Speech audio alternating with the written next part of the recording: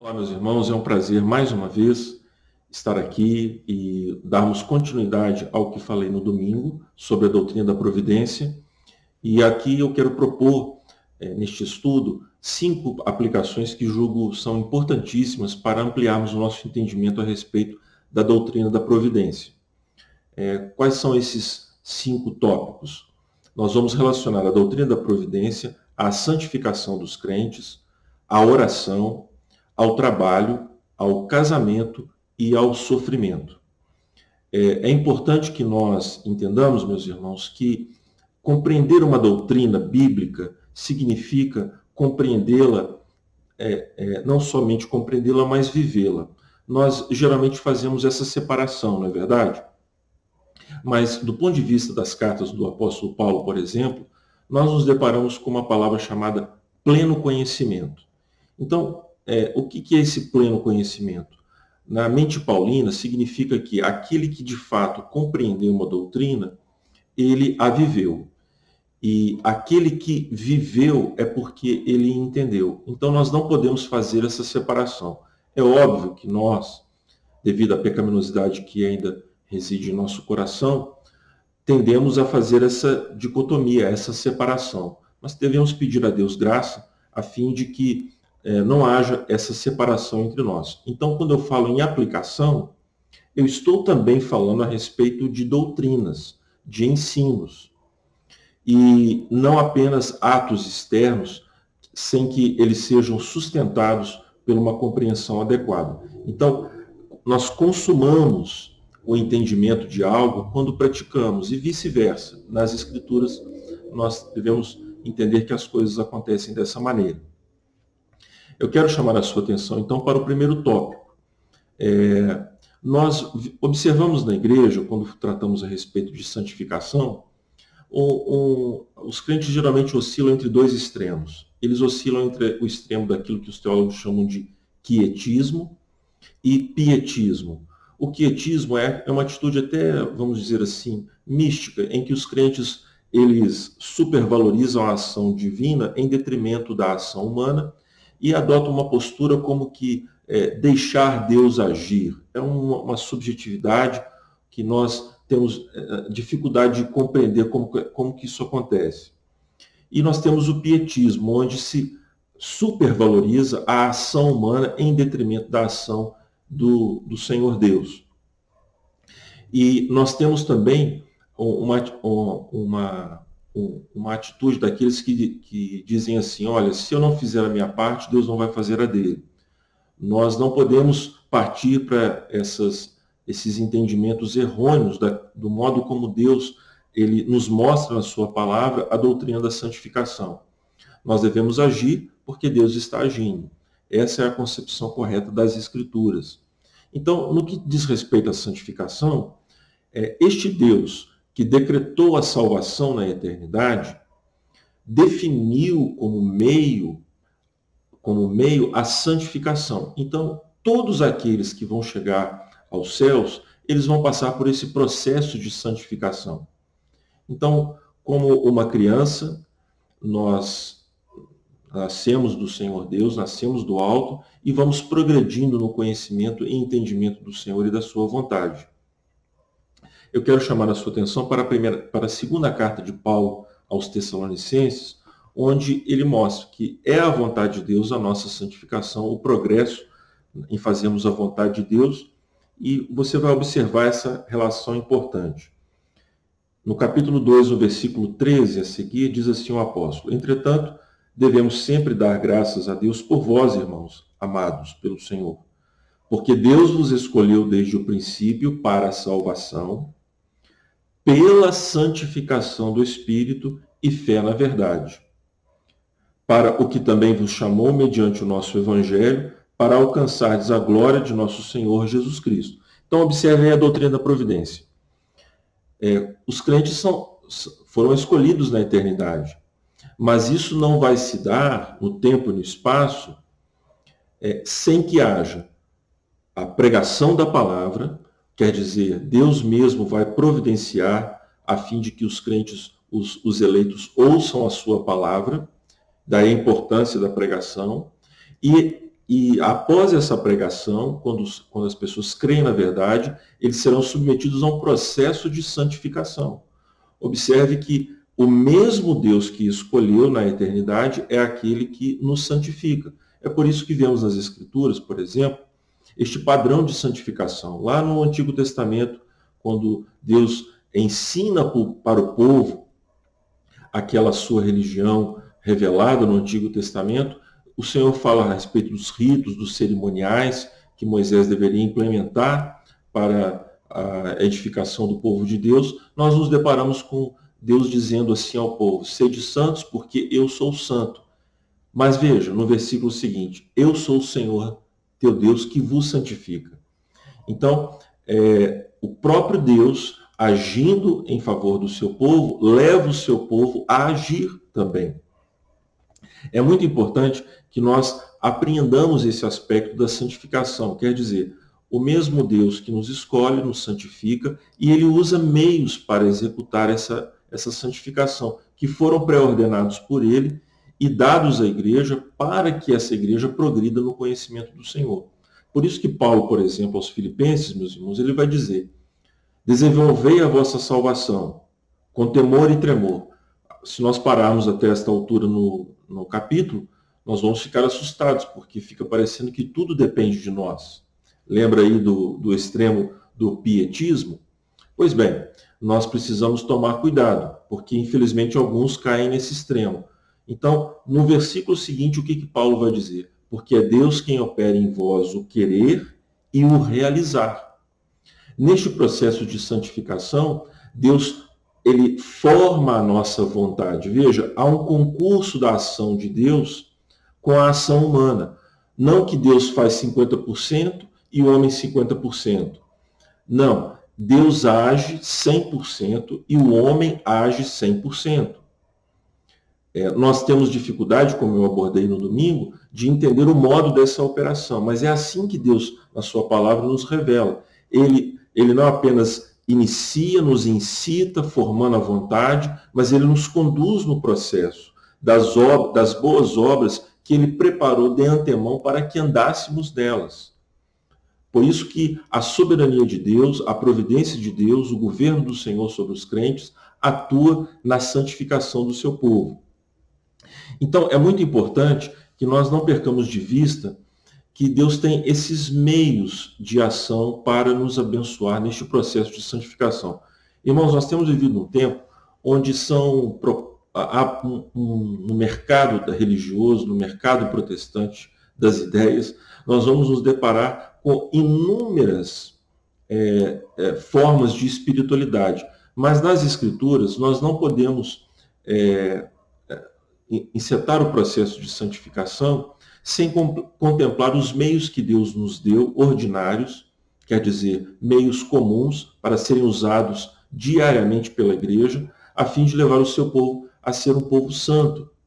Então, nós temos o que os teólogos chamam de meios de graça. Quer dizer, esse mesmo Deus que nos aproxima da sua presença, ele estabeleceu meios para que o homem se achegue até ele.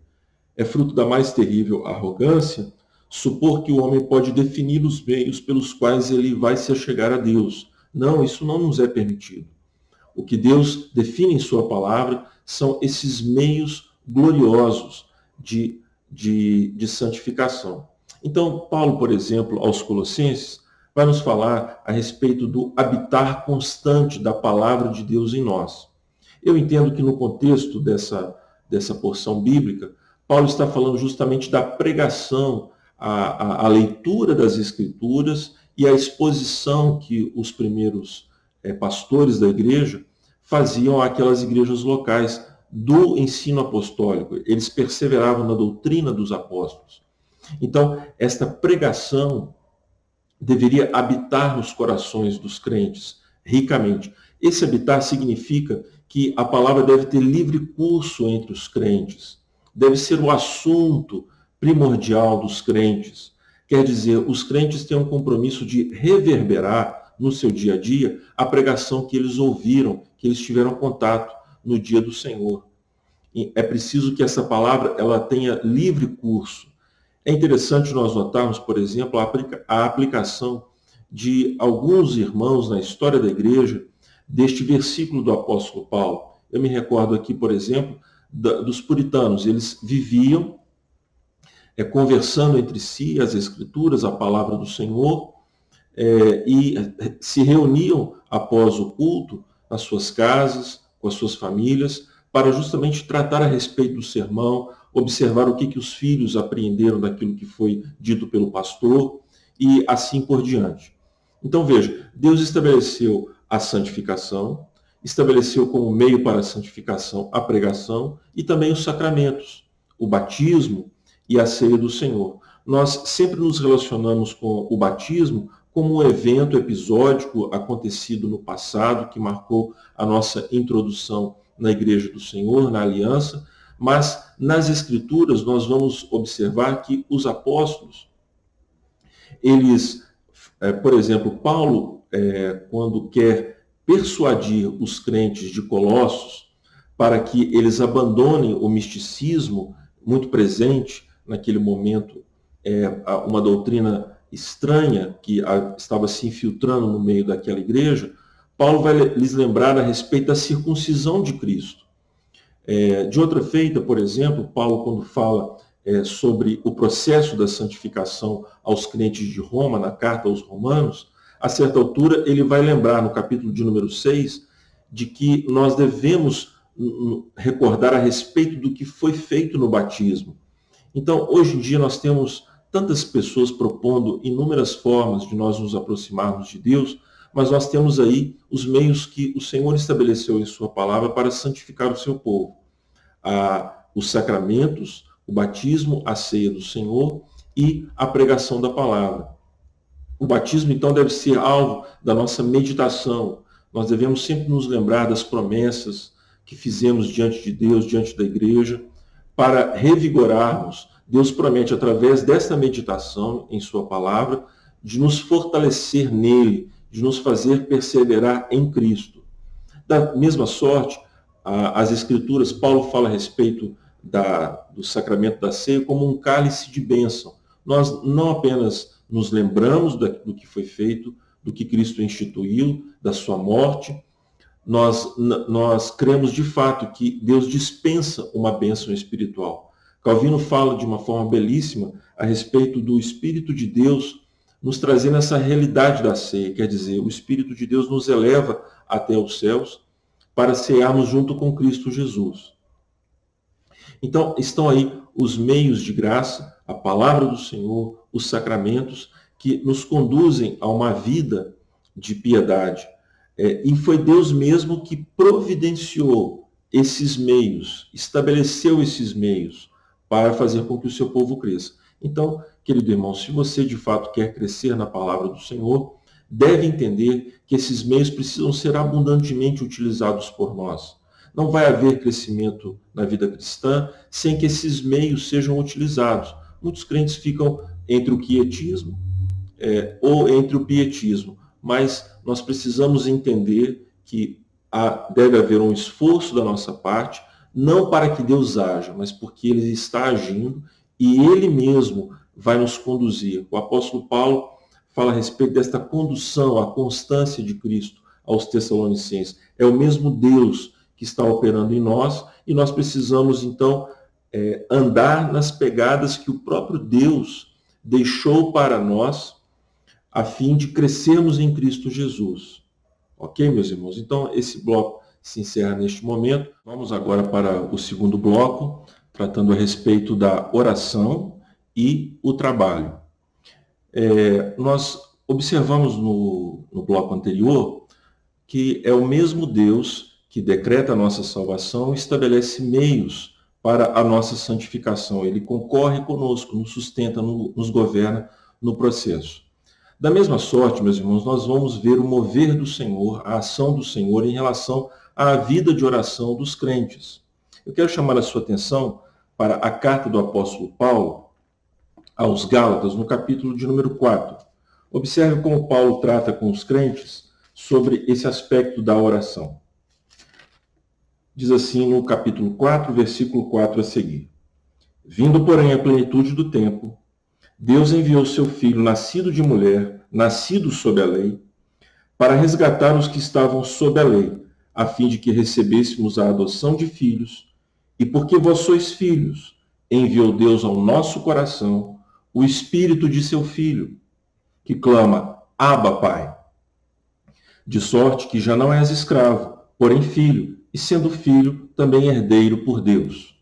Ora, o que nós vemos aqui, meus irmãos, que é o próprio Deus que inicia em nós a vida de clamor a Ele, a vida de súplica ao Senhor.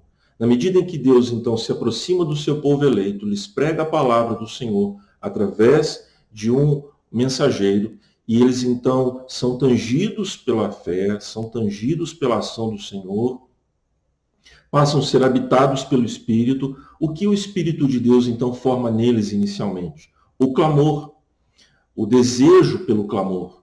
E eles não clamam apenas ao Criador dos céus, eles clamam por aquela relação que foi estabelecida por Deus entre o Senhor e eles, a relação filial estabelecida através da obra de Cristo Jesus. Eles clamam por um Pai.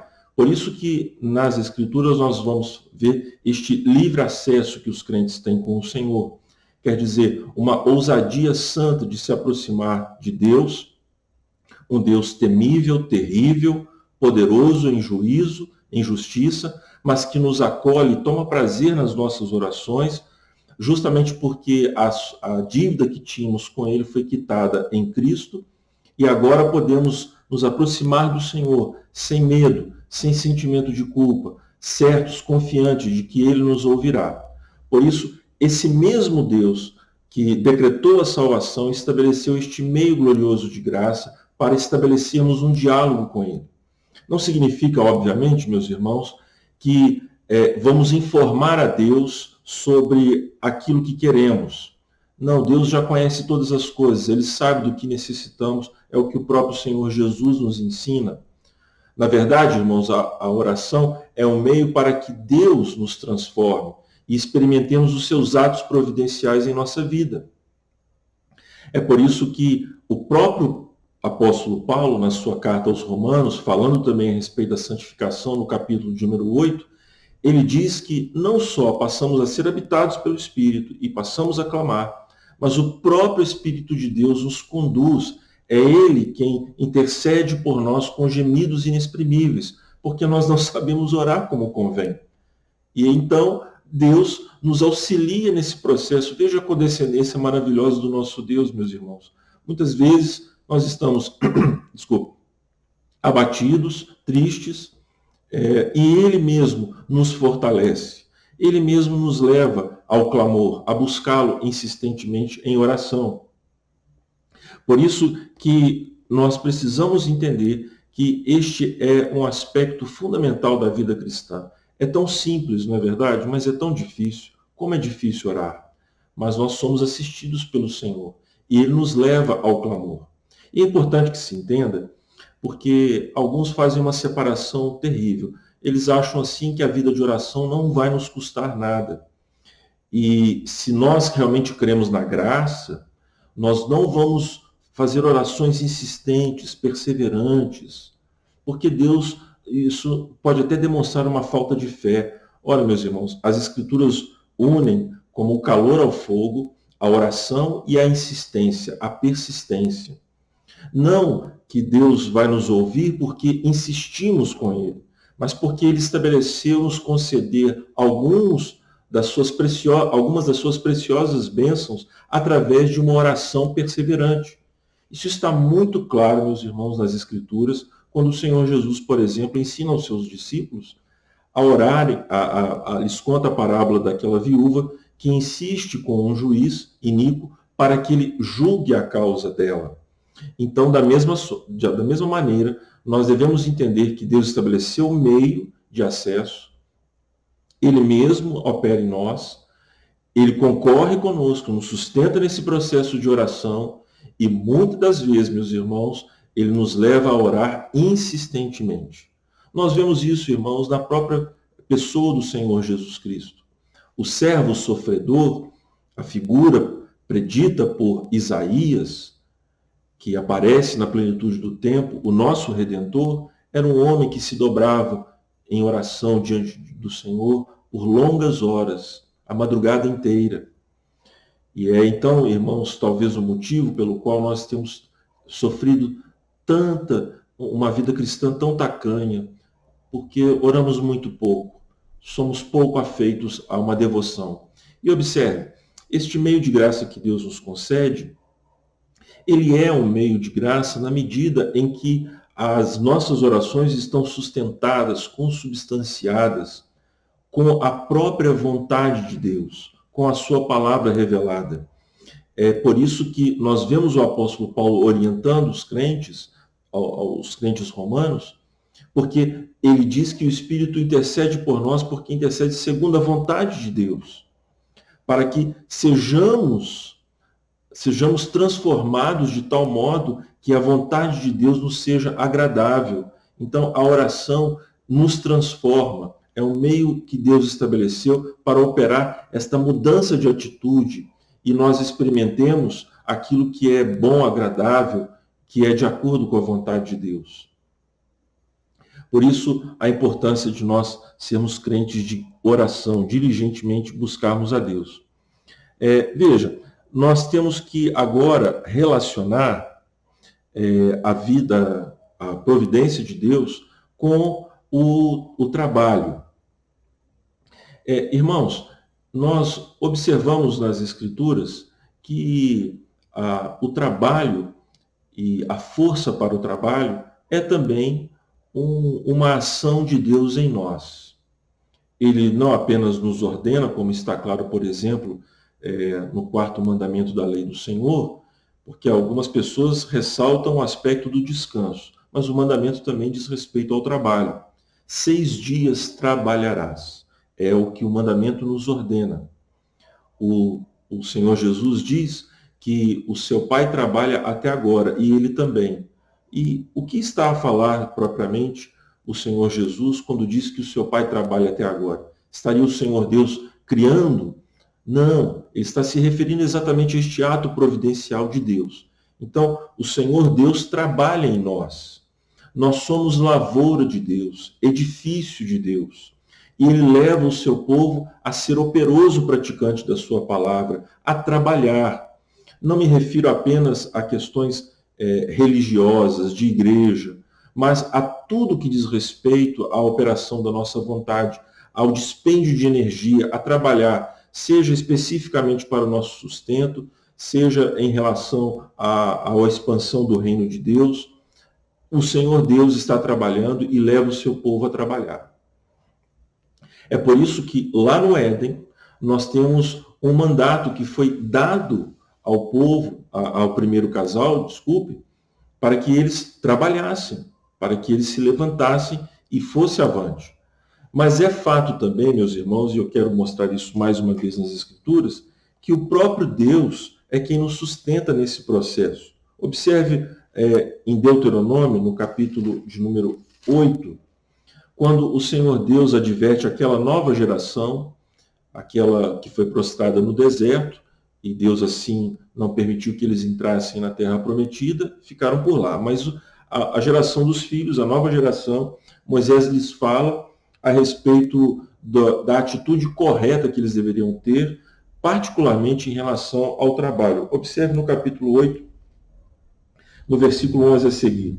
Guarda-te, não te esqueças do Senhor teu Deus, não cumprindo os seus mandamentos, os seus juízos e os seus estatutos que hoje te ordeno, para não suceder que depois de teres comido e estiveres farto, depois de haveres edificado boas casas e morado nelas, depois de se multiplicarem os teus gados e os teus rebanhos, e se aumentar a tua prata e o teu ouro, e ser abundante tudo quanto tens, veja agora, se eleve o teu coração e te esqueças do Senhor, teu Deus, que te tirou da terra do Egito, da casa da servidão, que te conduziu por aquele grande e terrível deserto de serpentes abrasadoras, de escorpiões e de secura, em que não havia água, e te fez sair água da pederneira, que no deserto te sustentou com maná que teus pais não conheciam, para te humilhar e para te provar, e afinal te fazer bem. Não digas, pois, no teu coração, a minha força e o poder do meu braço me adquiriram estas riquezas. Antes te lembrarás do Senhor teu Deus, porque é Ele o que te dá força para adquirires riquezas, para confirmar a sua aliança que, sob juramento, prometeu a teus pais, como hoje se vê. Se te esqueceres do Senhor teu Deus e andares após outros deuses, e os servires e os adorares, protesto hoje contra vós outros, que perecereis, como as nações que o Senhor destruiu diante de vós, assim perecereis, porquanto não quisestes obedecer à voz do Senhor vosso Deus. Repare, então, que Deus adverte ao povo de que é Ele quem lhes dá força para o trabalho, quem os conduziu no deserto, para eles adquirirem riqueza. Então, irmãos, a relação que os crentes têm com o trabalho deve levar em conta, obviamente, a providência. Deus lhes dá dons para o exercício, lhes dá talentos. São os meios que Deus lhes proporciona para o próprio provimento, para que eles tenham o seu sustento. É por isso que Paulo, irmãos, nos fala de que aquela atitude em relação ao trabalho, em que nós absolutizamos as riquezas, e isso toma o nosso tempo, a nossa fala e tudo mais em nossa vida, quando nós queremos ficar ricos, Paulo adverte a Timóteo para que ele diga àqueles que querem ficar ricos que eles serão trespassados com tentações e serão sufocados por essas tentações. Quer dizer, quando nós reduzimos o trabalho a esta busca insana por adquirirmos bens, nós tropeçaremos grandemente. Por isso que a relação com o trabalho deve ser essa, de que Deus que nos deu talentos, nós servimos a Ele, diante dEle, e devemos depender dEle em tudo mais, não apenas nos dons que Ele nos deu quando nascemos, mas no próprio transcurso das nossas ações. Devemos ser fiéis ao seu chamado, às vocações, a vocação que Ele nos deu, mas devemos crer no seu sustento. E esse deve ser a nossa abordagem. Há um aspecto interessante da providência de Deus. Muitos acreditam hoje em dia, de que você despendirá uma energia menor para obter lucros. É certo que isso é possível, mas no contexto da palavra de Deus, irmãos, nós temos vários versículos que nos advertem quanto à diligência. Observe que não há uma separação entre a providência e o esforço. O fato de Deus nos dar meios significa também que há meios de grande esforço, de grande diligência. E isso tudo deve ser entendido, se obtemos alguma coisa, isso tudo deve ser entendido como um meio, não como um fim. E que não há mérito propriamente na diligência, na industriosidade. O fato de nós nos esforçarmos grandemente para obtermos algo em nossa vida é um meio que Deus estabeleceu para que esse fim seja alcançado. Mas observe, levando em conta que agimos crendo que Deus é que proporcionará o efeito do nosso trabalho. Nós devemos estar contentes se temos o que vestir e o que comer. Agora, se Deus vai nos dar riquezas, é porque Ele entende que isso será importante no nosso processo de santificação. Devemos agir com mordomia e administrar esses dons que Deus nos der. Mas nós não podemos colocar neles a nossa confiança, porque a mesma providência que nos proporcionou essas bênçãos pode ela mesma nos retirar. E isso não significa que Deus está contra nós, que Ele nos rejeitou, mas porque Ele tem um propósito para nos educar na fartura, mas também na escassez, como fez com o apóstolo Paulo. Então, irmãos, nós temos este mandamento de Deus, nós temos esta ação graciosa da parte do Senhor de nos dar força, de nos ajudar nesse processo do trabalho, no exercício das nossas vocações, mas com essa perspectiva correta. Ok? Então, vamos para o próximo bloco, o terceiro e último bloco, tratando sobre sofrimento e o casamento. Bem, meus irmãos, vamos então para o último bloco, tratando agora sobre casamento e sofrimento. relacionando a providência de Deus ao casamento.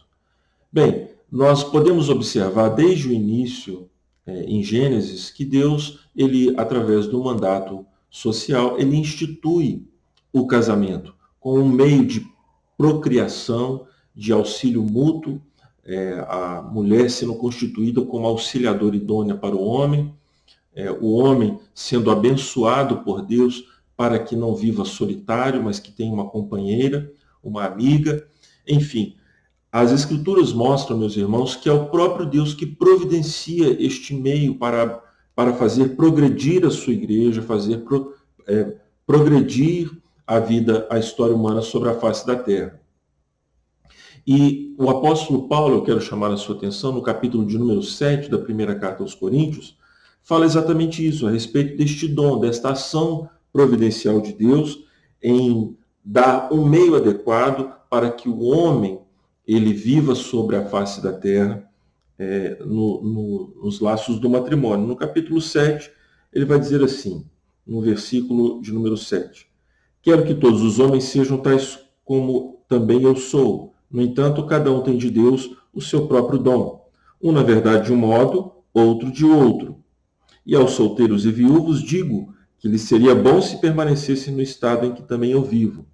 Caso, porém, não se dominem, que se casem, porque é melhor casar do que viver abrasado.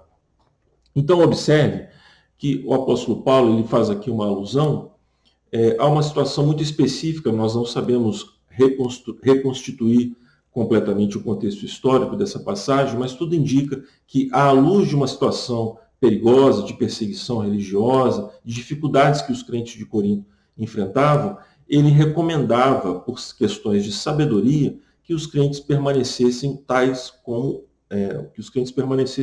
ele, sem ser acompanhado de uma esposa. Mas Paulo não está aqui dizendo que há uma hierarquia, uma superioridade de alguém que não é casado em detrimento de alguém que é casado em termos espirituais. Não, é à luz desse contexto que eu me referi, que Paulo trata, que ele recomenda essas coisas. Mas o foco aqui é demonstrar o dom. Um sintoma, um indício claro de que alguém deve se casar é o modo do seu temperamento sexual, do seu ímpeto sexual. Quer dizer, Paulo mostra que a instituição do casamento é o meio estabelecido por Deus adequado para que ele dê vazão a este desejo sexual que é totalmente legítimo. É claro, meus irmãos, que esse desejo ele pode se bifurcar, ele pode seguir em uma direção completamente contrária à vontade de Deus. Mas se este desejo sexual é dirigido para uma outra mulher ou de uma mulher para um homem e ele é saciado no âmbito do casamento, aí está, portanto, algo totalmente legítimo que os homens devem fazer e Deus é quem providenciou isto, é Deus quem instituiu o casamento, como nós bem sabemos das Escrituras, para também prover auxílio. Muitas vezes os crentes eles ficam pedindo assim, Deus me santifica. Pois bem, a sua esposa, ela é exatamente o que nós precisamos para nos santificar. Não é que ela é um meio de graça por si só, mas Deus usa os defeitos, as qualidades, o auxílio da esposa, o auxílio do esposo, para promover a vida cristã de ambos. Então é muito importante que nós tenhamos essa visão a respeito do casamento, de que as dificuldades de ambos e as qualidades, elas são meios que Deus se utiliza para nos auxiliar, para nos abençoar, para nos transformar. Irmãos, eu posso dizer que isso altera muito a perspectiva do matrimônio, altera demais. E nós, se olharmos dessa maneira, vamos então nos comportar adequadamente. Agora, existe um outro elemento. Se é fato que Deus nos deu esse dom, se é Ele que nos impulsiona, colocando em nós esse ímpeto sexual, este desejo de se casar, se a Escritura de fato fala que quem achou uma esposa achou o favor do Senhor, há também outros meios que Deus requer para que a pessoa contraia o matrimônio. E um deles, meus irmãos, essencial, é a provisão. Isso está muito claro na analogia que Paulo faz na sua carta aos Efésios, entre Cristo Jesus e a igreja, o relacionamento de Cristo com a igreja e o relacionamento no casamento. Da mesma forma como Cristo é o provedor, da mesma forma como ele é o grande benfeitor da sua igreja, sustentando-a, alimentando-a material e espiritualmente, aquele que quer se casar deve entender que ele precisa ter condições para assumir essa responsabilidade. Nós vemos nas Escrituras, meus irmãos, pessoas de idades variadas, como é o caso do casal Maria e José, muito novos, ou também o caso de Isaac e Rebeca, um casal de idade mais avançada, contraindo matrimônio, mas ambos tinham este princípio muito bem estabelecido de responsabilidade. E é um papel preponderantemente do homem que ele tenha condições para este matrimônio, para contrair este matrimônio. Por isso, aquele que quer se casar deve rogar a Deus também que tenha condições para assim fazê-lo. Ou então ele desiste da ideia e aguarda a provisão do Senhor. Enquanto ele busca a vontade de Deus, mas ele deve entender que isso deve ser feito com essa responsabilidade. A questão da responsabilidade fica muito clara, irmãos. Por exemplo, no próprio contexto da carta aos Coríntios, que aqui nós acabamos de ler. O apóstolo Paulo atribui ao pai da moça, da virgem, procurar alguém para que se case com ela. Essa questão do casamento arranjado é uma discussão mais longa, mas eu quero chamar a sua atenção. É tanto uma responsabilidade se casar que o pai era o intermediário nessas questões. Por isso nós devemos entender que é sumamente importante que quem deseja se casar é um dom do Senhor, mas que também exige responsabilidades. É importante que isso seja observado. Vamos aqui então, irmãos, falar a respeito do sofrimento. Eu quero terminar esse bloco, então, tratando sobre o sofrimento. Nós temos vivido uma circunstância muito particular no nosso mundo, da pandemia. E isso tem causado um enorme sofrimento a muitas famílias, a muitas pessoas, e sempre nos perguntamos, né, qual é o propósito, por que essas coisas estão acontecendo? Ora, meus irmãos, um dos sinais que o Senhor Jesus diz que iria acontecer, que deveriam preceder o seu retorno, é a epidemia, os surtos de enfermidades que acabam, ceifam a vida de milhões, de várias pessoas sobre o mundo. E este é também um meio para provocar nos crentes exatamente a certeza quanto ao futuro. O Senhor Jesus diz que, ao vermos essas coisas, isso deve servir não para nos desalentar, mas para promover em nós essa expectativa, porque, de fato, o céu que nos aguarda, a pátria celestial, é o lugar do nosso destino, é, de fato, para onde nós estamos caminhando. Então, este sofrimento, ele foi estabelecido, foi determinado como uma consequência daquele pecado do primeiro casal. Toda a raça humana foi sujeita a essa condição decaída e, portanto, há uma série de infortúnios impostos à raça humana devido a esse pecado. E o apóstolo Paulo, na sua carta aos Romanos, no capítulo 8, passagem extremamente conhecida de todos nós, ele nos fala dessa perspectiva adequada quanto ao sofrimento, este sofrimento que foi lançado sobre toda a raça humana. Ele fala sobre uma perspectiva correta que devemos ter em relação a esses infortúnios. Observe no capítulo de número 8, texto muito conhecido.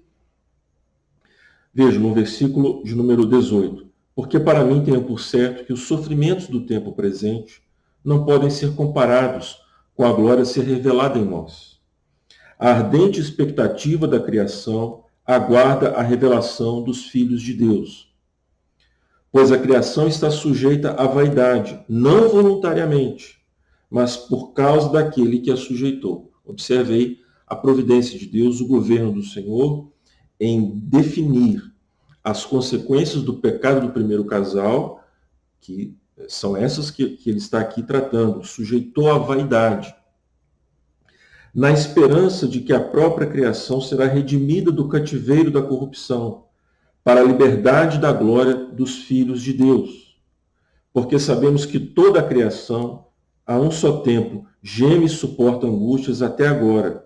E não somente ela, mas também nós, que temos as primícias do Espírito, igualmente gememos em nosso íntimo, aguardando a adoção de filhos, a redenção do nosso corpo. Mais à frente, Paulo vai dizer: sabemos que todas as coisas cooperam para o bem daqueles que amam a Deus, daqueles que são chamados segundo o seu propósito. Então, irmãos, a providência, ela abrange não só situações abençoadoras, situações gloriosas, de acordo com a palavra de Deus, mas situações tristes, enfermidades, doenças, morte, situações que nos afetam grandemente. Veja o sofrimento de Jó, que é o exemplo mais contundente depois de Cristo Jesus do sofrimento, e não propriamente por alguma coisa que ele cometera, mas por essa condição decaída. Mas veja o sofrimento de Cristo Jesus, o quanto que ele padeceu e como nós devemos entender isso. Deus, irmãos, ele usa essas circunstâncias, elas passam a cooperar positivamente, ainda que o nosso homem interior se corrompa, o nosso homem exterior se corrompa, o interior se renova de dia em dia, é o que Paulo fala. Essas coisas são revertidas por Deus para aguçar em nós o desejo dos céus, o desejo da glória celestial. Meus irmãos, e o quanto nós precisamos realmente tirar os nossos pés aqui dessa baixa terra e olharmos mais para frente, para o futuro, para aquilo que nos aguarda. E Deus sabe que somos preguiçosos, que somos titubeantes, e Ele mesmo instiga em nós, através desses sofrimentos, esse desejo pelo porvir. E nós, muitas vezes, observamos as situações providenciadas por Deus, situações que, aos nossos olhos, aos nossos valores, parecem promover uma ruptura, parecem promover algo que nos choca grandemente, mas aos olhos de Deus, meus irmãos, tudo aquilo é algo perfeito. É fácil de entender, o difícil é de viver à luz desse ensino. Mas tenhamos a certeza, irmãos, de que não há outro modo pelo qual podemos assim nos comportar bem e viver nesta vida de maneira sábia, senão à luz desse ensino. Pois do contrário, vamos perder completamente a nossa esperança. E agora, há um sofrimento que a providência de Deus anexou às nossas ações e que nós devemos evitar. O apóstolo Pedro fala sobre este tipo de sofrimento, que são as consequências dos nossos pecados. Muitas vezes, meus irmãos, os crentes experimentam, e é certo que o juízo de Deus começa na casa de Deus, primeiro. Muitos crentes experimentam infortúnios, dificuldades em suas vidas, experimentam sentimentos de culpa e não conseguem progredir, justamente porque estão apegados a hábitos pecaminosos que abafam a ação de Deus neles e eles não conseguem seguir avante. E muitas misérias esse povo experimenta. Isso é fato, meus irmãos, na vida dos santos que estão aqui retratados nas Escrituras. Desde o primeiro casal, Abraão, todos os Jacó, todos os santos tiveram momentos tristes. E essas coisas estão escritas para a nossa advertência, para que não incorramos nos mesmos pecados. Mas mesmo quando assim agimos e Deus faz com que experimentemos as consequências dos nossos pecados, podemos ter a certeza, meus irmãos, de que nós não temos uma relação kármica com essas coisas. Não são esses infortúnios, as consequências dos nossos pecados, que nos purificam. O que nos purifica é a ação do Espírito de Deus em nós, pela palavra.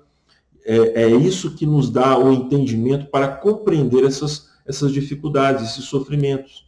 Então, quando se sofrermos por consequências da queda do primeiro casal, e isso qualquer pessoa pode experimentar, ou se sofrermos consequências dos nossos pecados, podemos, meus irmãos, nos achegar a Deus, confessar as nossas faltas, ter dele o seu perdão, e mesmo que as consequências não sejam removidas, podemos ter a certeza de que Deus nos trata como filhos e seguir avante, ainda que Ele tenha nos chicoteado as costas.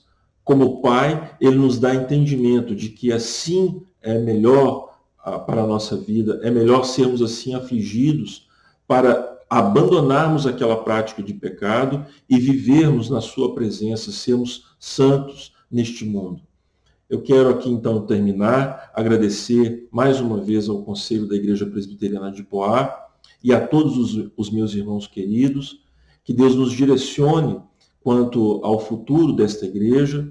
Se os irmãos têm o desejo de me terem como o seu pastor, isso muito me honrará, e quero servi-los de um modo, na força do Senhor, de um modo especial, com diligência. Eu agradeço a todos, que tenham todos uma semana abençoada na presença de Deus e que Ele nos guie. Vejamos o que a sua providência tem para nós outros. Um forte abraço. Deus te abençoe, meu irmão e minha irmã.